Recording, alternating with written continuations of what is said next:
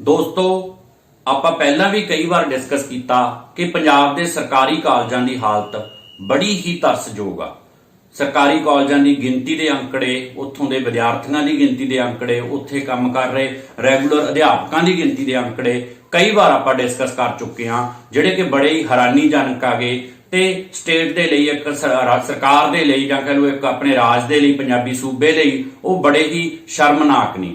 ਤਾਂ ਕਾਲਜਾਂ ਦੀ ਗਿਣਤੀ ਬਹੁਤ ਥੋੜੀ, ਆਸ-ਪਾਸ ਦੇ ਗਵਾਂਢੀ ਸੂਬਿਆਂ ਨਾਲ ਵੀ ਜੇ ਆਪਾਂ ਮੁਕਾਬਲਾ ਕਰੀਏ, ਅਧਿਆਪਕਾਂ ਦੀ ਗਿਣਤੀ ਤਾਂ ਬਸ ਉਹਦੀ ਤਾਂ ਗੱਲ ਹੀ ਨਾ ਕਰੋ। ਤਾਂ ਸਰਕਾਰੀ ਕਾਲਜ ਬਚਾਓ ਮੰਚ ਰਾਹੀਂ ਅਸੀਂ ਲਗਾਤਾਰ ਸੰਘਰਸ਼ ਕਰਕੇ 25 ਸਾਲਾਂ ਬਾਅਦ ਪੰਜਾਬ ਦੇ ਸਰਕਾਰੀ ਕਾਲਜਾਂ 'ਚ 25 ਸਾਲਾਂ ਬਾਅਦ ਜਿਹੜੀਆਂ ਰੈਗੂਲਰ ਭਰਤੀਆਂ ਕਢਵਾਉਣ 'ਚ ਕਾਮਯਾਬ ਹੋਏ ਸੀ। ਪਿਛਲੇ ਸਾਲ ਅਕਤੂਬਰ 2021 ਦੇ ਵਿੱਚ 1158 ਸਹਾਇਕ ਪ੍ਰੋਫੈਸਰਾਂ ਤੇ ਲਾਇਬ੍ਰੇਰੀਅਨਾਂ ਦੀ ਭਰਤੀ ਨਿਕਲੀ ਸੀ, ਜਿਹਦੇ ਖਿਲਾਫ ਕੁਝ ਲੋਕ ਕੋਰਟ ਵਿੱਚ ਚਲੇ ਗਏ ਆ। ਕੋਰਟ ਦੇ ਵਿੱਚ ਮਾਨਯੋਗ ਹਾਈ ਕੋਰਟ ਦੇ ਵਿੱਚ ਉਹ ਮਾਮਲਾ ਲਟਕ ਰਿਹਾਗਾ। ਮੈਂ ਉਸ ਜਿਹੜਾ ਮਸਲਾ ਕੋਰਟ ਦੇ ਵਿੱਚ ਆ ਉਹਦੇ ਬਾਰੇ ਮੈਂ ਕੋਈ ਕਮੈਂਟ ਨਹੀਂ ਕਰਨਾ ਚਾਹੁੰਦਾ, ਪਰ ਇਸ ਭਰਤੀ ਦੇ ਖਿਲਾਫ ਕੁਝ ਲੋਕ, ਕੁਝ ਪ੍ਰਾਈਵੇਟ ਨੂੰ ਵਧਾਵਾ ਦੇਣ ਵਾਲੀਆਂ ਲੌਬੀਜ਼, ਕੁਝ ਮੀਡੀਆ ਚੈਨਲ ਜਿਹੜੇ ਵਿਊ ਦੇ ਸ਼ਿਕਾਰ ਆ ਗਏ, ਆਪਣੇ ਵਿਊ ਤੇ ਸਬਸਕ੍ਰਿਪਸ਼ਨ ਵਧਾਉਣ ਦੇ ਲਈ ਜਿਹੜਾ ਇਸ ਭਰਤੀ ਦੇ ਖਿਲਾਫ ਕੂੜ ਪ੍ਰਚਾਰ ਕਰ ਰਿਹਾ, ਮੈਂ ਉਹਨਾਂ ਨੂੰ ਜ਼ਰੂਰ ਜਵਾਬ ਦੇਣਾ ਚਾਹਨਾ ਕਿ ਉਹ ਇੱਕ ਮੁੱਦਾ ਉਠਾਉਂਦੇ ਆ ਕਿ ਭਰਤੀ ਨੂੰ ਪੀਪੀਐਸਸੀ ਦੇ ਪ੍ਰਵਿਊ ਚੋਂ ਕਿਉਂ ਬਾਹਰ ਕੱਢ ਲਿਆ ਗਿਆ।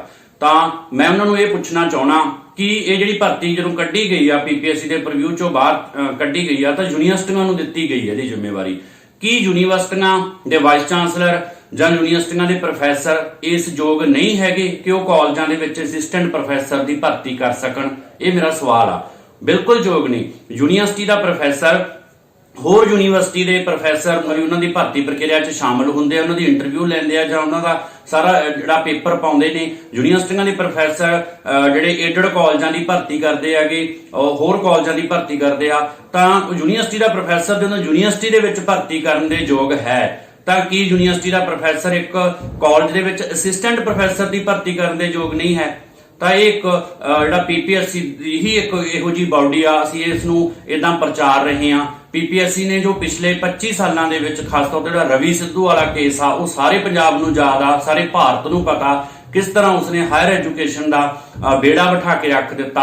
ਉਸ ਦਾ ਕੀ ਬਣਿਆ? ਉਦੋਂ ਜਿਹੜੇ ਬੰਦੇ ਉਸ ਸਮੇਂ ਸੰਤਾਪ ਭੋਗਦੇ ਰਹੇ, ਉਹਨਾਂ ਨੇ 22 ਸਾਲਾਂ ਬਾਅਦ ਉਹਨਾਂ ਦਾ ਫੈਸਲੇ ਹੋਇਆ ਉਹਨਾਂ ਦੇ ਕੋਰਟ ਦੇ ਵਿੱਚੋਂ, 22 ਸਾਲਾਂ ਬਾਅਦ ਉਹ ਬੰਦੇ ਜੁਆਇਨ ਕਰ ਰਹੇ ਆ। ਇਹ ਹਾਲ ਆ ਸਾਡੇ ਪੀਪੀਐਸਸੀ ਕਮਿਸ਼ਨ ਨੇ, ਸਾਡੇ ਨੇ ਇਸਨੇ ਕੀਤਾ ਜਿਹੜਾ ਪੰਜਾਬ ਦੀ ਹਾਇਰ ਐਜੂਕੇਸ਼ਨ ਦਾ। ਦੂਸਰਾ ਜਿਹੜਾ ਦੋਸ਼ ਲਗਾਉਂਦੇ ਨੇ ਯੂਜੀਸੀ ਦੇ ਜਿਹੜਾ API ਸਕੋਰ ਆ ਉਹ ਫਾਲੋ ਨਹੀਂ ਕੀਤਾ, ਤਾਂ ਮੈਂ ਉਹਨਾਂ ਨੂੰ ਦੱਸਣਾ ਚਾਹਣਾ ਕਿ ਇਸ ਭਰਤੀ ਦੇ ਵਿੱਚ ਸਿਲੈਕਟ ਹੋਏ ਬੰਦੇ ਆ, ਜਿਹੜੇ ਵੀ ਉਮੀਦਵਾਰ ਸਿਲੈਕਟ ਹੋਏ ਆ 1158, ਉਹ ਸਾਰੇ ਦੇ ਸਾਰੇ UGC ਦੁਆਰਾ ਲਏ ਜਾਂਦੇ ਪੇਪਰ, UGC ਨੈਟ ਨੂੰ ਕਲੀਅਰ ਕੀਤਾ ਹੋਇਆ, JRF ਕਲੀਅਰ ਕੀਤਾ ਹੋਇਆ, ਜਾਂ UGC ਦੀਆਂ ਗਾਈਡਲਾਈਨਸ ਦੇ ਅਕੋਰਡਿੰਗ ਉਹਨਾਂ ਨੇ PhD ਕੀਤੀ ਹੋਈ ਆ। ਤਾਂ ਸਾਰੀ ਭਰਤੀ ਵਿੱਚ ਜਿਹੜੇ ਸਿਲੈਕਟ ਹੋਏ ਕੈਂਡੀਡੇਟ ਆ, ਇਵਨ ਕਿ ਜਿਨ੍ਹਾਂ ਨੇ ਪੇਪਰ ਵੀ ਭਰਿਆਗਾ, ਉਹ ਸਾਰੇ ਦੇ ਸਾਰੇ UGC ਨੈਟ ਪਾਸ ਨੇ ਜਾਂ ਉਹਨਾਂ ਨੇ PhD ਕੀਤੀ ਹੋਈ ਆ। ਤਾਂ ਉਹ ਨਾਨ ਐਲੀਜੀਬਲ ਕੈਂਡੀਡੇਟ ਨਹੀਂ ਹੈਗੇਗੇ ਜਿਨ੍ਹਾਂ ਨੇ ਪੇਪਰ ਦਿੱਤਾ, ਜਾਂ ਜਿਹੜੇ ਚੁਣੇ ਗਏ ਆ ਉਹ ਸਾਰੇ ਦੇ ਸਾਰੇ ਉਹ ਵਿਅਕਤੀ ਆ ਜਿਹੜੇ UGC ਦੀਆਂ ਸ਼ਰਤਾਂ ਪੂਰੀਆਂ ਕਰਦੇ ਆ। ਤੇ ਜਿਹੜਾ API ਦਾ ਸਕੋਰ ਦਾ ਹੈ, ਉਹ ਸਟੇਟ ਦੇ ਲਈ ਮੰਨਣਾ ਜ਼ਰੂਰੀ ਨਹੀਂ ਹੁੰਦਾ। UGC ਰਿਕਮੈਂਡੇਸ਼ਨ ਕਰਦੀ ਹੈ ਕਿ ਇਸ ਦੇ ਅਕੋਰਡਿੰਗ ਹੋਵੇ, ਪਰ ਉਹ ਮਿਨੀਮਮ ਸ਼ਰਤਾਂ ਵੀ ਰੱਖਦੀ ਆ। ਅਸੀਂ ਇਹਦੇ ਲਈ ਜੇ ਵੇਖਣਾ ਹੋਵੇ ਤਾਂ ਪਿਛਲੇ MP ਦੇ ਵਿੱਚ, ਮੱਧ ਪ੍ਰਦੇਸ਼ ਦੇ ਵਿੱਚ ਜਾਂ ਰਾਜਸਥਾਨ ਦੇ ਵਿੱਚ ਜਿਹੜੀ ਭਰਤੀ ਹੋਈ ਆ, ਨਰੋਲ ਪੇਪਰ ਦੇ ਆਧਾਰ ਤੇ ਹੋਈ ਆ। ਕਾਲਜ ਦੇ ਅਸਿਸਟੈਂਟ ਪ੍ਰੋਫੈਸਰਾਂ ਦੀ ਭਰਤੀ ਨਰੋਲ ਜਿਹੜਾ ਪੇਪਰ ਸੀਗਾ ਉਹਦੀ ਮੈਰਿਟ ਬਣੀ ਆ, ਨਾ ਕਿ API ਸਕੋਰ ਬਣਿਆਗਾ। ਤੇ ਇਹਦੇ ਵਿੱਚ ਤਾਂ ਇਹ ਵੀ ਹੈ ਕਿ ਐਡਵਰਟਾਈਜ਼ਮੈਂਟ ਦੇ ਵਿੱਚ ਇੱਕ ਜਗ੍ਹਾ 50 ਨੰਬਰ ਦੀ ਇੰਟਰਵਿਊ ਵੀ ਦਿੱਤੀ ਸੀਗੀ, 400 ਨੰਬਰ ਦਾ ਪੇਪਰ ਸੀ, ਤਾਂ ਬਾਅਦ ਵਿੱਚ ਇੰਟਰਵਿਊ ਵੀ ਵਿਦਡਰਾ ਕਰ ਲਈ ਗਈ ਆ, ਸਿਰਫ ਮੈਰਿਟ ਦੇ ਬੇਸ ਦੇ ਉੱਪਰ ਭਰਤੀ ਹੋਈ ਆ। ਤਾਂ ਜਿਹੜੀ ਇਸ 1158 ਵੀ ਜਿਹੜੇ ਪੰਜਾਬ ਦੇ ਵਿੱਚ ਭਰਤੀ ਹੋਏ ਸਹਾਇਕ ਪ੍ਰੋਫੈਸਰ ਤੇ ਲਾਇਬ੍ਰੇਰੀਅਨ ਆ, ਉਹ ਸਾਰੇ ਦੇ ਸਾਰੇ ਐਲੀਜੀਬਲ ਨੇ। ਉਹਨਾਂ ਚੋਂ ਬਹੁਤ ਸਾਰੇ ਆਪਣੀਆਂ ਪਹਿਲੀਆਂ ਕਲਾਸਾਂ 'ਚ ਕੋਈ 골ਡ ਮੈਡਲਿਸਟ ਆ, ਕੋਈ ਸਿਲਵਰ ਮੈਡਲਿਸਟ ਆ, ਹੋਰ ਬਹੁਤ ਸਾਰੀਆਂ ਪ੍ਰਾਪਤੀਆਂ ਉਹਨਾਂ ਦੀਆਂ, ਬਹੁਤ ਸਾਰੇ PhD ਪਾਸ ਆ ਗਏ, ਤੇ API ਸਕੋਰ ਵੀ ਬਹੁਤ ਸਾਰਿਆਂ ਦਾ ਹੈਗਾਗਾ। ਤਾਂ ਫਿਰ ਇਹਨੂੰ ਕੌਣ ਆ ਜਿਹੜਾ ਰੱਦ ਕਰਵਾਉਣ ਲਈ ਤੁਰਿਆ ਹੋਇਆ? ਇੱਕ ਤਾਂ ਉਹ ਜਿਹੜੀ ਪ੍ਰਾਈਵੇਟੇਸ਼ਨ ਦੀ ਹਮਾਇਤੀ ਲੌਬੀ ਆ, ਜਿਹੜੀਆਂ ਵੀ ਕੋਈ ਮੈਨੇਜਮੈਂਟਾਂ ਜਾਂ ਪ੍ਰਾਈਵੇਟ ਕਾਲਜ ਨੇ ਜਿਹੜੇ ਉਹ ਨਹੀਂ ਚਾਹੁੰਦੇ ਕਿ ਸਰਕਾਰੀ ਕਾਲਜ ਜਾਂ ਸਰਕਾਰੀ ਸਿੱਖਿਆ ਵਧੇ ਫੁੱਲੇ, ਕਿਉਂਕਿ ਉੱਥੇ ਵਿਦਿਆਰਥੀ ਦਾ ਘਾਟਾ ਪੈ ਜਾਣਾ ਤੇ ਸਰਕਾਰੀ ਕਾਲਜਾਂ ਵੱਲ ਵਿਦਿਆਰਥੀਆਂ ਨੇ ਆ ਜਾਣਾ ਜਦੋਂ ਉੱਥੇ ਰੈਗੂਲਰ ਪ੍ਰੋਫੈਸਰ ਹੋਏ। ਜਿਹੜੀ ਪ੍ਰਾਈਵੇਟੇਸ਼ਨ ਨੂੰ ਵਧਾਉਣ ਵਾਲੀ ਜਿਹੜੀ ਲੌਬੀ ਆ ਉਹ ਇਸ ਭਰਤੀ ਦੇ ਖਿਲਾਫ ਆ, ਉਹ ਤਰ੍ਹਾਂ ਦੇ ਲੌਜਿਕ ਕੱਢ ਕੇ ਇਹਦੇ ਖਿਲਾਫ ਜਾ ਰਹੀ ਆ। ਦੂਸਰਾ, ਜਿਹੜੇ ਨਾਨ ਐਲੀਜੀਬਲ ਕੈਂਡੀਡੇਟ ਨੇ, ਕਿਤੇ ਕਾਲਜਾਂ 'ਚ ਕੱਚੇ ਕੰਮ ਕਰ ਰਹੇ ਨੇ, ਉਹ ਵੀ ਕੋਰਟ ਦੇ ਵਿੱਚ ਇਹੋ ਜਿਹੇ ਵਿਅਕਤੀ ਵੀ ਕੋਰਟ ਦੇ ਵਿੱਚ ਗਏ ਆ ਜਿਹੜੇ ਕਹਿੰਦੇ ਨੂੰ UGC ਜਾਂ PPSC ਦੇ ਅਕੋਰਡਿੰਗ ਲਿਆ ਜਾਵੇ।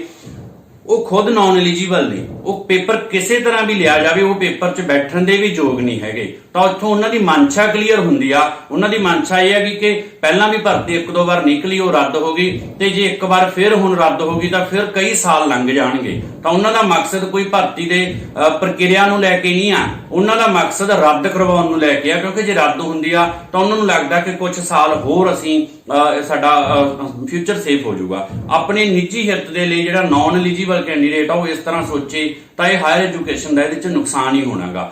ਦੂਜਾ, ਉਹ ਚੈਨਲ ਇੱਕ ਤਾਂ ਜਿਹੜਾ ਮੁੱਖ ਧਾਰਾ ਦਾ ਮੀਡੀਆ ਉਹ ਲੋਕਾਂ ਦੇ ਮੁੱਦੇ ਵੈਸੇ ਨਹੀਂ ਉਭਾਰਦਾ ਹੈਗਾ। ਰਹਿ ਗਿਆ ਸੋਸ਼ਲ ਮੀਡੀਆ। ਸੋਸ਼ਲ ਮੀਡੀਆ ਦੇ ਵਿੱਚ ਵੀ ਦੋ ਤਰ੍ਹਾਂ ਦਾ, ਇੱਕ ਸੰਜੀਦਾ ਮੀਡੀਆ ਜਿਹਨੇ ਇਸ ਭਰਤੀ ਦੇ ਵਿੱਚ ਵੀ ਇਸ ਨੂੰ ਕੱਢਣ ਦੇ ਵਿੱਚ ਬੜਾ ਯੋਗਦਾਨ ਸਾਡੇ ਨਾਲ ਉਹਨਾਂ ਨੇ ਪਾਇਆ। ਦੂਸਰਾ ਗਾ ਜਿਹੜਾ ਵਿਊ ਵਾਲਾ ਜਾਂ ਸਬਸਕ੍ਰਿਪਸ਼ਨ ਦੇ ਜਿਹੜੇ ਕਲਚਰ ਵਾਲਾ ਗਾ ਕਿ ਐਡ ਲੈਣੀਆਂ ਸੀ, ਉਹਦੇ ਲਈ ਉਹਨਾਂ ਨੂੰ 900 ਦੇ ਕਰੀਬ ਸਿੱਧੇ ਸਬਸਕ੍ਰਾਈਬਰ ਮਿਲ ਗਏ ਆਗੇ, ਉਹ ਇੱਕ ਇਸ ਤਰ੍ਹਾਂ ਦਾ ਮੀਡੀਆ। ਤਾਂ ਇਹ ਸਾਰੇ ਰਲ ਮਿਲ ਕੇ ਭਰਤੀ ਨੂੰ ਰੱਦ ਕਰਵਾਉਣ ਲਈ ਤੁਰੇ ਹੋਏ ਆ। ਤਾਂ ਮੇਰਾ ਇਹਨਾਂ ਨੂੰ ਸਵਾਲ ਆ ਕਿ ਜਿਹੜੀਆਂ ਚੀਜ਼ਾਂ ਦੇ ਉੱਤੇ ਇਹ ਐਲੀਗੇਸ਼ਨ ਲਾ ਕੇ ਸਾਰੇ ਜਿਹੜਾ ਇਹ ਤੰਤਰ ਇਹਨੂੰ ਰੱਦ ਕਰਾਉਣ ਲਈ ਤੁਰਿਆ ਹੋਇਆ, ਜੇ ਮੰਨ ਲਓ ਭਰਤੀ ਰੱਦ ਹੋ ਜਾਂਦੀ ਆ ਤਾਂ ਕੀ ਇਹ ਦੁਬਾਰੇ ਖੜਨਗੇ ਭਰਤੀ ਨੂੰ ਕਢਾਉਣ ਲਈ ਕਿ ਹੁਣ ਇਸ ਤਰ੍ਹਾਂ ਕੱਢੀ ਜਾਵੇ? ਇਹ ਕਦੇ ਨਹੀਂ ਚਾਹੁੰਦੇ।